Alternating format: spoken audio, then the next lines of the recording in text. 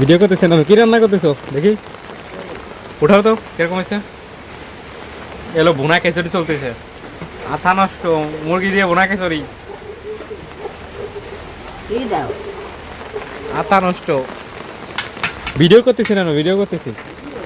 হ্যাঁ, বৃষ্টির দিন খিচুড়ি। এই যে আমার নানা কুচি মুচি হয়ে রয়েছে রা। কিরকম ফিল, কিরকম লাগতেছে? নানা কিছু বুঝতেছে না। দেখেন পানির ফোঁটা, ওর সব অন্য লেভেলের।